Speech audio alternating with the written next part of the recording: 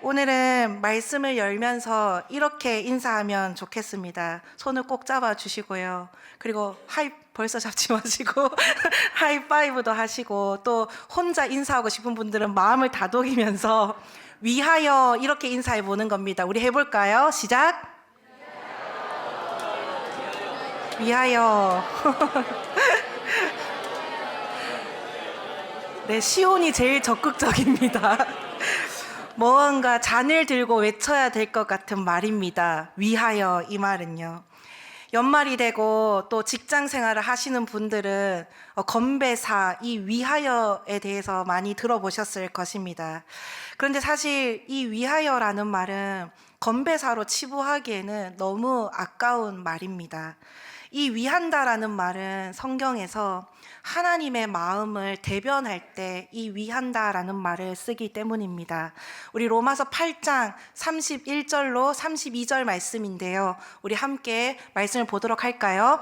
그런즉 이 일에 대하여 우리가 무슨 말 하리요? 만일 하나님이 우리를 위하시면 누가 우리를 대적하리요? 자기 아들을 아끼지 아니하시고 우리 모든 사람을 위하여 내주신 이가 어찌 그 아들과 함께 모든 것을 우리에게 주시지 아니하겠느냐. 아멘. 로마서 8장 말씀에는 이 위한다라는, 하나님이 우리를 위하신다라는 말을 2번이나 반복하고 있습니다. 우리를 위하시기 때문에 우리를 대적할 자가 없고 우리를 무너뜨릴 자가 없다라고 기록하고 있습니다. 하나님이 우리를 위하시기 때문에 그 위대한 사랑을 가지고 이 땅에 오셨다라고 말씀하십니다. 맞습니다, 여러분. 하나님이 우리를 위하십니다. 계속해서 시편 118편 6절 말씀을 함께 읽어볼까요? 여호와는 내 편이시라 내가 두려워하지 아니하리니 사람이 내게 어찌할까. 아멘. 이 여기에서 내 편이시라, 이 말은 하나님이 우리를 위하신다라고 할 때 그 위하신다와 똑같은 단어를 사용하고 있습니다. 그래서 원어 그대로 번역을 하면 여호와께서 우리를 위하고 계신다로 번역할 수 있습니다. 이것 또한 맞습니다. 하나님이 우리의 편이 되어 주십니다. 하나님이 우리를 위하고 계십니다. 지금도 우리는 알 수 없을지 모르지만 지금 이 순간에도 하나님은 우리를 위하고 계십니다. 그런 의미에서 우리 다시 한번 좌우 옆에 앞뒤로 위하여 이렇게 인사해 볼까요? 시작.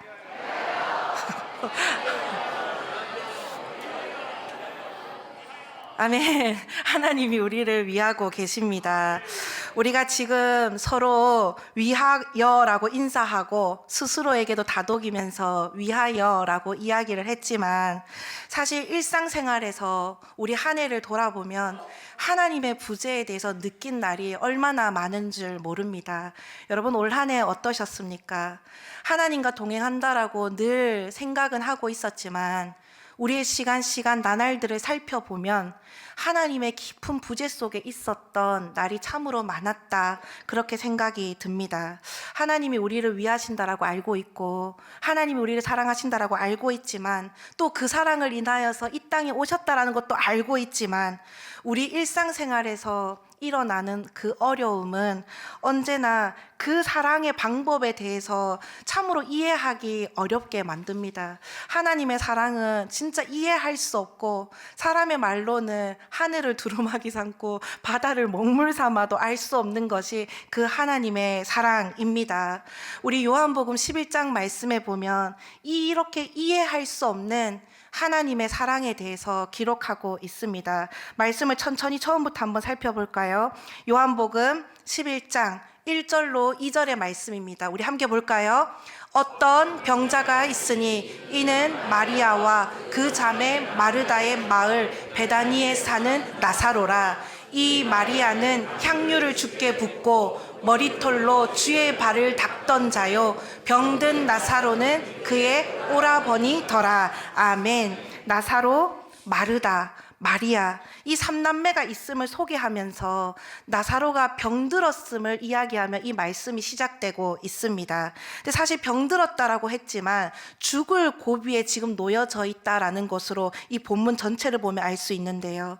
근데 이 가족은 아주 예수님과 특별한 관계에 놓여 있는 그러한 가족이었습니다. 오늘 본문 속에서도 예수님과 그렇게 특별하고 애정과 신뢰가 관계에 있었다는 것을 본문에서 드러나고 있는데요. 우리 요한복음 11장 3절 말씀 우리 함께 볼까요? 이에 그 누이들이 예수께 사람을 보내어 이르되 주여 보시옵소서 사랑하시는 자가 병들었나이다 하니 아멘. 나사로가 병들어서 아주 위독한 지경에 이르렀을 때에 그의 누이들이 사람을 예수님께 보냅니다. 직접 오지 못했던 것은 정말 그 위험한 고비에 놓여져 있었기 때문이었겠죠. 그 예수님을 찾아와서 이야기합니다. 예수님이 사랑하시는 자 나사로가 병들었습니다 라고 이야기합니다. 이때 이 누이들이 사용하였던 예수님이 사랑하시는 자, 이 사랑이라는 것은 아주 특별한 단어입니다. 수제자 베드로와 예수님 사이에서 쓰였던 그 사랑의 관계를 나타내는 필레오라는 사랑의 단어를 쓰고 있는데요. 이 단어는 아주 가까운 사이, 아주 친밀한 사이, 아주 특별한 우정을 나누는 사이, 그럴 때에 이 필레오라는 단어를 사용하고 있기 때문에 이 가정과 예수님과의 관계가 얼마나 특별한지 이 말에서 알 수 있습니다.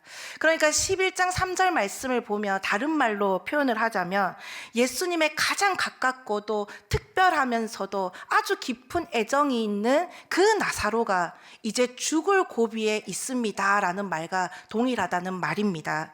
그런데 예수님께서도 이를 인정하면서 말씀하십니다. 예수님도 아주 특별한 사이이고 이 가정과는 깊은 사이임을 부인하지 않으십니다. 아니 오히려 너희가 말하는 이 필레오와는 차원이 다른 사랑으로 내가 그 가정을 사랑한다라고 말씀을 하십니다.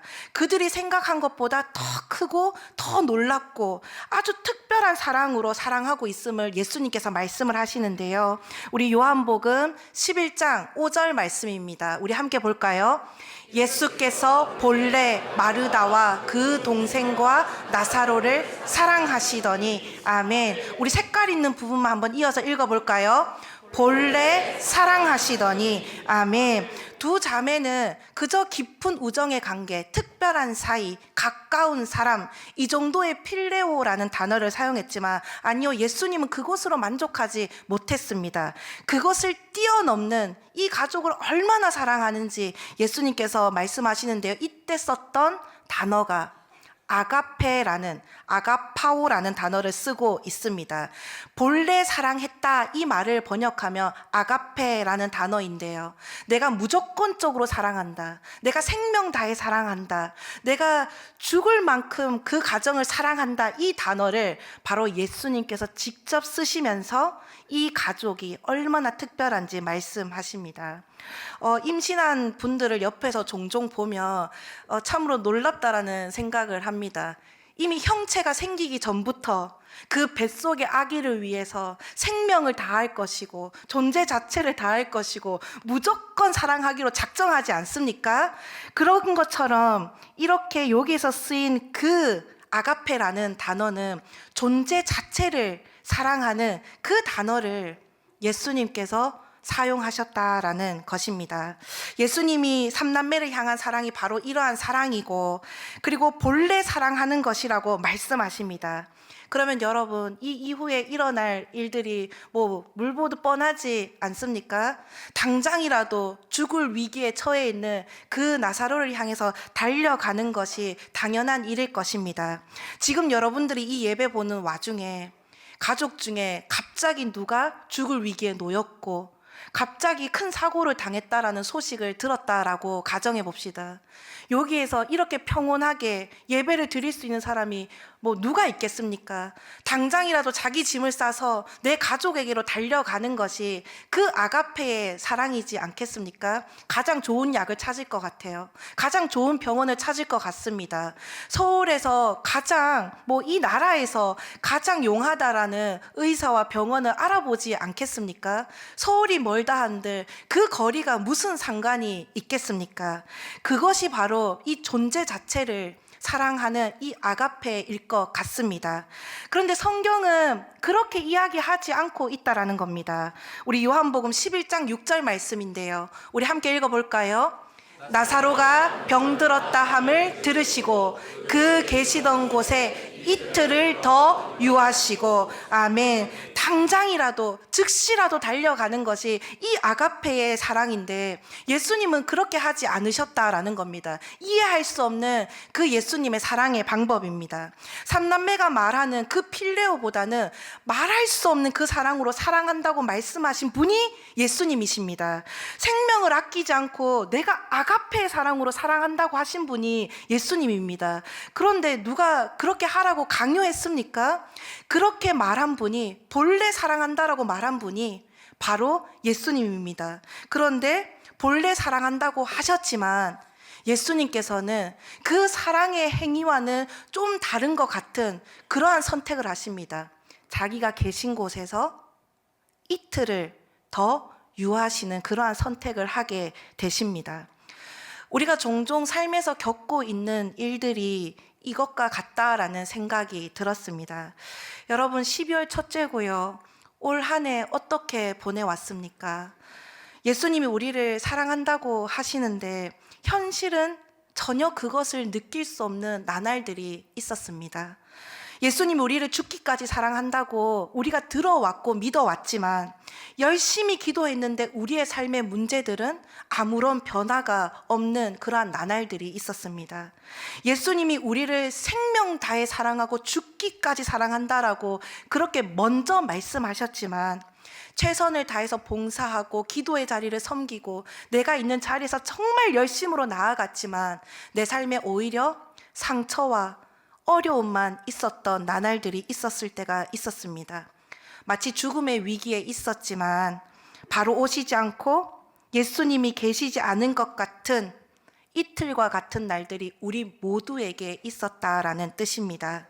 그래서 저는 오늘 말씀 제목을 현실과 기적 사이에는 이렇게 하나님이 없는 것 같은 깊은 부재를 느끼는 이틀이 있구나, 그것을 담아서 이렇게 정했습니다. 우리 말씀 제목 함께 읽어볼까요? 현실과 기적 사이의 믿음의 이틀. 현실과 기적 사이의 이틀 앞에 믿음의 라고 넣었습니다. 이 이틀은 어쩌면 믿음의 길을 가는 동안 가장 버티기 어렵고 어쩌면 고독하고 이해하기 어려운 시간일지도 모르겠습니다. 이로 말할 수 없는 슬픔을 당한, 또 예기치 못한 질병을 당한 그러한 성도님들을 대할 때마다 목회자로서 가장 많이 듣는 말이 이 말인 것 같습니다. 아니, 하나님이 살아계시기는 하십니까? 하나님이 나를 사랑하신다고 해놓고 우리 가정에 어떻게 이런 일이 일어날 수 있습니까? 내게 어떻게 이런 질병이 일어날 수 있습니까? 내게 왜 이런 아픔이 올 수 있습니까? 이러한 이야기를 목사로서 가장 많이 듣는 것 같습니다. 어쩌면 오늘 이 주일 예배를 나온 우리 성도님들 중에도 지금 그렇게 하나님의 깊은 부재를 느끼는 이틀 속에 계신 분들이 있을 것입니다. 가정 문제로요, 매여 있는 사업의 문제로요, 자녀의 문제로, 풀리지 않는 관계의 문제로 각자의 주님의 깊은 부재를 느끼고 있는 그러한 분들 말입니다. 오늘 본문 말씀이 그것을 이야기하고 있습니다. 계속해서 말씀을 보면요, 이 예수님이 계시지 않는 그 깊은 부재 속에 있는 이 기간 동안 정말 최악의 상황으로 이 일이 치닫고 있다는 것을 알 수 있는데요. 우리 말씀 한번 볼까요? 요한복음 11장 17절의 말씀입니다. 함께 읽습니다. 예수께서 와서 보시니 나사로가 무덤에 있은지 이미 나으리라. 나사로가 죽었습니다. 최악의 상황이지 않습니까? 그냥 예수님이 안 계시는 동안, 예수님이 부재하는 동안 이 나사로가 죽게 되었던 것입니다. 그런데 그때 너무 놀라운 일이 일어납니다. 바로 그 예수님의 깊은 부재 동안의 그 이틀을 바라보는 이 마르다의 믿음의 시선입니다. 너무나 중요한 말씀인데요. 우리 요한복음 11장 21절로 22절 말씀을 함께 보겠습니다. 마르다가 예수께 여짜오되 주께서 여기 계셨더라면 내 오라버니가 죽지 아니하였겠나이다. 그러나 나는 이제라도 주께서 무엇이든지 하나님께 구하시는 것을 하나님이 주실 줄을 아나이다. 아멘. 우리 색깔 있는 부분 한번 읽어볼까요? 그러나 나는 이제라도. 아멘. 맞습니다. 처음에는 서운한 마음을 이 마르다가 표현합니다. 아니, 주께서 여기 계셨더라면, 주께서 이 자리에 계셨더라면, 이렇게 서운한 마음을 이야기합니다. 그런데 곧 믿음의 고백을 하게 되죠. 그러나 나는 이제라도 주께서 하나님께 구하면 그 하나님이 무엇이든지 주실 줄을 믿습니다. 이렇게 고백하기에 나아가는 마르다의 모습을 보게 됩니다. 여러분, 믿음의 사람은 접속사를 잘 쓰는 사람입니다. 그렇게 어려운 상황 가운데서 믿음의 접속사를 마르다가 씁니다. 그러나 나는 이제라도 주께서 하시면 될 줄로 믿습니다. 이것이 마르다의 고백입니다. 우리에게 이러한 믿음 있기를 원합니다. 이 믿음의 고백이 어떠한 결과를 가지고 옵니까? 이 고백을 들은 예수님께서 나사로의 무덤 앞에 서십니다. 그리고 이렇게 말씀하십니다. 우리 요한복음 11장 43절의 말씀인데요. 같이 한번 읽어볼까요? 이 말씀을 하시고 큰 소리로 나사로야 나오라 부르시니. 아멘. 우리 다시 한번 마음을 모아서 읽어볼까요? 이 말씀을 하시고 큰 소리로 나사로야 나오라 부르시니. 아멘. 죽은 나사로를 살리신 기적을 일으키십니다. 드디어 죽음의 현실에서 기적으로 넘어가는 순간을 맞이하게 되었다라는 뜻입니다. 예수님께서 일으키신 이 기적이 사실 어떤 의미인지 저는 조금 더 구체적으로 살펴보기를 원하는데요. 원래 신약 성경은 헬라어라는 언어로 기록이 되어 있습니다. 그런데 이 헬라어로 기록된 이 성경을 구약에 쓰인 히브리어로 번역한 성경도 있습니다. 그 히브리어로 번역된 성경을 보면 이 나사로야 나오라 할 때 이 나오라를 야차에서 파생된 단어를 씁니다. 어려운 말이 아닙니다. 뭔가 차고 오르는 그러한 단어이지 않습니까? 야차라는 말을 씁니다. 그런데 이스라엘 사람들을 붙잡고 열의 10사람이면 이 야차를 말하면 성경 하나를 떠올립니다. 그 성경이 무엇이냐면 바로 출애굽기입니다. 이 이스라엘 사람들에게 야차를 이야기하면 이 출애굽기 말씀을 떠올리는데요. 이 동사 야차가 출애굽기에 반복해서 나오기 때문입니다. 몇 가지만 한번 살펴볼까요? 출애굽기 3장 10절에 보면요. 내 백성 이스라엘 자손을 애굽에서 인도하여 내게 하리라. 그러니까 나오게 할 때 야차라는 말을 씁니다. 6장 6절에 보면요. 나는 여호와라. 내가 애굽 사람의 무거운 짐 밑에서 너희를 빼내며, 이 빼내며를 야차라는 말을 씁니다. 12장 51절에 여호와께서 이스라엘 자손을 그 무리대로 애굽 땅에서 인도하여 내셨더라 할 때 야차입니다. 출애굽기 13장 3절에 보면요. 여호와께서 그 손의 권능으로 너희를 그곳에서 인도해 내셨음이니라. 이때도 내셨다. 야차입니다. 29장 46절에 보면요. 내가 그들의 하나님 여호와로서 그들 중에 거하려고 그들을 애굽 땅에서 인도하여 낸 줄을 알리라. 이때도 야차라는 말을 씁니다. 모두 나오게 하다, 빼내었다, 그들을 빼내었다라는 단어를 쓸 때 이 야차라는 말을 쓰고 있습니다. 그런데 이 야차가 중요한데 야차 앞에 붙는 말이 무엇인지가 더 중요합니다. 항상 성행되어 붙는 말이 있는데요. 첫 번째는 야차 앞에 인도하다라는 말이 붙습니다. 그러니까 인도하여서 야차되었다라는 겁니다. 그렇다면 그 인도함의 주체가 누구입니까? 인도함의 주체가 항상 선행되는 것이 여호와 우리 하나님임을 기록하고 있습니다. 그러니까 어떻게 그 문제 속에서 야차할 수 있었습니까?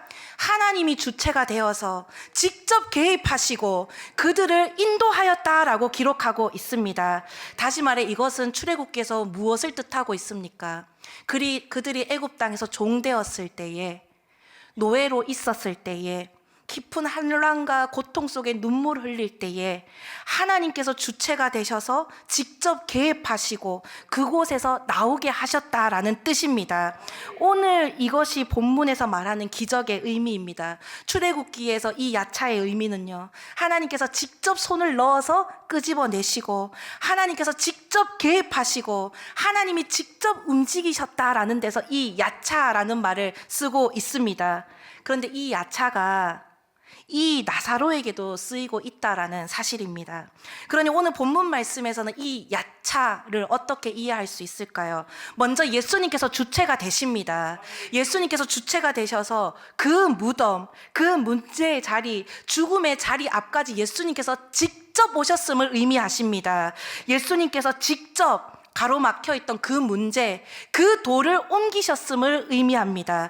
예수님께서 직접 기적이 필요했던 그 이름 나사로를 직접 부르십니다. 예수님께서 직접 그 죽음 속에 있던 나사로를 직접 살리십니다. 예수님께서 주체가 되어서 사람의 힘으로 할 수 있는 일이 아니라요, 하나님께서 직접 개입하셔서 그 일을 기적으로 만들었다는 사실입니다. 이것이 야차의 기적이고 이 야차의 기적이 우리 모두에게 있을 수 있기를 축복합니다. 여러분, 하나님이 부재한 것과 같은 이틀 속에 여전히 계시는 분이 계십니까? 우리 주님이 직접 개입하시는 그 야차의 기적까지 믿음의 이틀로 보낼 수 있는 그러한 믿음이 있기를 축복합니다. 현실과 기적 사이의 이틀을 그저 이틀로 보내지 마시고 믿음의 이틀로 보내시기를 바랍니다. 견디시기를 바랍니다. 우리 주님께서 직접 그 문제에 개입하셔서 그 문제를 직접 해결해 주시리라 믿습니다. 그런데 이 기적의 시작은 어디에서부터 시작이 되었을까요? 바로 마르다의 고백입니다. 그러나 이제 나는 이제라도, 이 고백에서 시작된 것입니다. 그러나 나는 이제라도 주께서 하시면 하나님께서 주실 줄을 믿습니다. 이 고백에서 야차의 기적이 이루어지고 있음을 알 수 있습니다. 하나님께서는 사람의 입장에 볼 때는 이틀 동안 지체되는 것 같지만 하나님의 때에 하나님의 방법으로 우리 삶에 가장 선하게 역사하시는 분이심을 믿으시기를 바랍니다. 사실 오늘 이 설교는 1월 달에 저희 고등부 친구들과 나누었던 말씀이고 제가 담당하는 여전도회에 가서 나누었던 말씀입니다. 제 평생에 앞으로 이 주일 강단에 설 수 있는 날이 얼마나 있겠습니까? 제가 얼마나 많은 말을 하고 싶었겠어요. 다음 주면 리모델링 완공식인데 얼마나 기적 같은 일인지 왜 말하고 싶지 않았겠습니까? 12월 달에 봉사도 하고 또 러브 포항도 하고 있는데 이것이 우리의 사명입니다. 왜 말하고 싶지 않았겠습니까? 그런데 한 해를 마무리하는 이 12월 첫 주에 1월 달에 했던 이 말씀이 또 기억이 나더라고요. 그때 설교를 한 후에 어떤 한 분과 그러한 이야기를 나누었습니다. 이분은 자녀의 취업에 길을 놓고 정말 오랫동안 기도한 분입니다. 근데 길이 잘 안 열리는 겁니다. 너무나 원했던 곳에 지원했는데 떨어지기가 여러 차례였습니다. 그리고 그날도 불합격 소식을 듣고 저에게 메시지가 온 겁니다. 제가 알거든요. 이분이 얼마나 기도하는지, 얼마나 헌신적인지, 교회에 얼마나 정말 참으로 큰 헌신을 하고 있습니다. 새벽 제단을 맨날 쌓으시고요. 근데 이 문제가 풀리지 않는 겁니다. 그리고 그날 불합격 소식을 들었던 날 저에게 메시지가 왔습니다. 마르다와 똑같았던 것 같아요. 처음에 서운함을 이야기하더라고요. 하나님께 서운합니다. 이것이 첫 문장이었습니다. 그러나 현실과 기적 사이를 믿음의 이틀로 보내며 오늘을 견딥니다. 이렇게 제게 메시지가 온 겁니다. 그리고 제가 다음날 새벽 설교였는데 여전히 그분은 그 자리에서 눈물로 그 새벽을 깨우고 기도하러 나오셨더라고요. 제가 그분 인생에 찾아온 주님의 부재 같은 그 이틀을 어떻게 보냈는지 옆에서 지켜봐서 알거든요. 정말로 눈물을 쏟고 간절했습니다. 그런데 그 인생에 찾아온 하나님의 깊은 부재의 이틀을 그저 보내지 아니하고 믿음의 이틀로 하루하루를 버텼더니 하나님이 예비하신 때에 하나님이 예비하신 방법으로 가장 좋은 시간으로 이끌어 주셨음을 눈으로 보았습니다. 그 친구에게 가장 좋은 직장들이 열리고 가장 가고 싶은 곳에 들어가게 되었거든요. 제가 이야기하는 것은 누가 예수 믿고 잘 됐더라 이런 번영주의를 이야기하는 게 아닙니다. 왜냐하면 아직도 그 친구처럼 잘 풀린 친구들도 있지만 여전히 하나님의 깊은 부재 가운데서 그 이틀을 보내고 있는 성도님들이 훨씬 많이 있기 때문입니다. 여전히 단단한 돌로 막힌 것과 같은 그러한 시간을 보내는 분들이 우리 성도님들 중에 참으로 많이 있습니다. 그런데 다만 제가 확신할 수 있는 것은 현실과 기적 사이에 하나님이 계시지 않은 것 같은, 그리고 하나님이 없는 것 같은 그러한 이틀 속에 있다 할지라도 우리를 향한 하나님의 사랑이 결코 멈춘 적이 없음을 믿으시기를 바랍니다. 이것이 진리입니다. 우리를 향한 그 사랑과 우리를 위함은 단 한순간도 멈춘 적이 없습니다. 여러분, 현실이 먼저가 아닙니다. 기적이 먼저가 아닙니다. 하나님이 먼저 우리를 사랑하신 것이 먼저입니다. 그러기에 하나님이 우리를 위하신다는 것을 여러분 정말 믿을 수 있기를 축복합니다. 저는 영상을 막 즐겨보지 않는데요. 기회가 돼서 설교를 할 수 있는 때가 오면 항상 소개하는 영상이 있습니다. 눈이 부시게라는 드라마의 영상입니다. 김혜자 배우가 나오는 드라마입니다. 남편도 없이 아들을 홀로 키우던 중에 아들이 교통사고를 당해서 왼쪽 다리를 잃게 됩니다. 그래서 의족을 차게 되는데요. 어머니는 앞으로 인생을 살아갈 이 아들을 아주 매몰차게 키웁니다. 넘어져도 일으켜 세워주지 않고, 이 의족을 차니까 운동회에 얼마나 가기 싫었겠어요. 그런데 운동회에 가라고 하고 눈이 많이 오는 날에도 이 아들을 학교에 보냅니다. 그러니까 아들이 이 엄마가 너무 원망스러웠던 겁니다. 세월이 한참 지난 후에 아들은 나이가 들었고 경비원 일을 합니다. 그런데 엄마가 치매에 걸리게 되었습니다. 그리고 눈이 오는 어느 날 엄마가 사라졌다라는 이야기를 듣게 되는데요. 그때 엄마를 찾은 아들의 대화까지의 짧은 영상입니다. 우리 함께 보고 말씀을 이어가도록 하겠습니다. 지나서야 엄마의 마음을 알게 됩니다. 엄마의 마음은 무엇이었습니까? 엄마는 그 아들이 몰라도 됩니다. 그저 아들이 안 다치면 되었습니다. 엄마가 할 수 있는 것은 엄마의 열심대로 그 아들을 지켜내고 있었습니다. 끝까지 넘어지지 않고 버틴 아들이 삶이 대견해서 그저 다행이다라고 합니다. 여러분, 하나님이 우리를 위하십니다. 하나님이 우리를 사랑하십니다. 그러면 됐다. 안 넘어졌으면 됐다. 다행이다라고 하십니다. 우리는 알 수 없지만 하나님의 방법과 하나님의 열심이 우리를 지켜내고 우리를 위하고 계십니다. 현실과 기적 사이의 이틀, 그 이틀을 하나님의 때가 올 때까지 우리 그런 믿음으로 지켜내는 성도님들 되시기를 바랍니다. 하나님이 우리를 사랑하시고 위하신다라는 그 전제 속에 그 하나님의 깊은 부재가 느껴진다 할지라도, 그러나 나는 이제라도 주님께서 하시면 될 줄로 믿습니다. 이러한 고백을 가지고 끝까지 견디시고 또한 하나님이 직접 개입하시는 야차의 기적까지 누릴 수 있는 우리 성도님들 될 수 있기를 축복합니다. 기도하겠습니다. 하나님 아버지, 오늘 우리에게 하나님이 우리를 위하시며 우리의 편이 되어 주시며 우리를 사랑하신다는 것을 분명하게 말씀해 주심을 감사드립니다. 때때로 우리의 삶에 하나님이 계시지 않은 것 같은 현실과 기적 사이의 이틀을 지나갑니다. 그러한 현실 가운데 있다 할지라도, 그러나 나는 이제라도 주께서 무엇이든지 하실 줄 믿습니다. 이 고백을 끝까지 놓지 않는 믿음의 성도님들 다 되도록 인도하여 주옵소서. 그리하여 현실과 기적 사이의 이틀을 믿음의 이틀로 견뎌내어 하나님의 때에 하나님의 방법으로 역사하시는 하나님의 야차의 기적을 우리 모두 경험하도록 인도하여 주옵소서. 우리를 위하여 이 땅에 오신 우리 구주 예수 그리스도의 이름으로 기도드립니다. 아멘. 이번 파송 찬양은 그런 하나님의 때를 기대하며 고백하는 찬양입니다. 이 때를 위함이라. 우리 함께 일어나서 파송 찬양 함께 하겠습니다.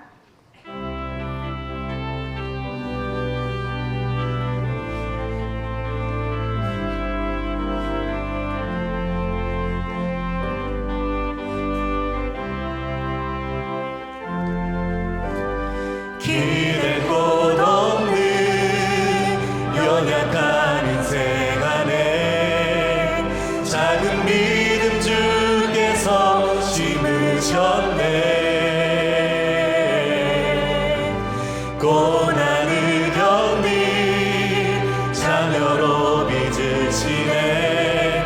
이때를 위함이라.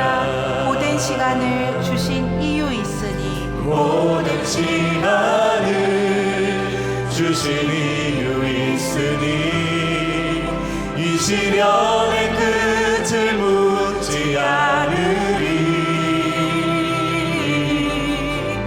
작은 믿음을 온전히 드리리라. 이때를 위함이라.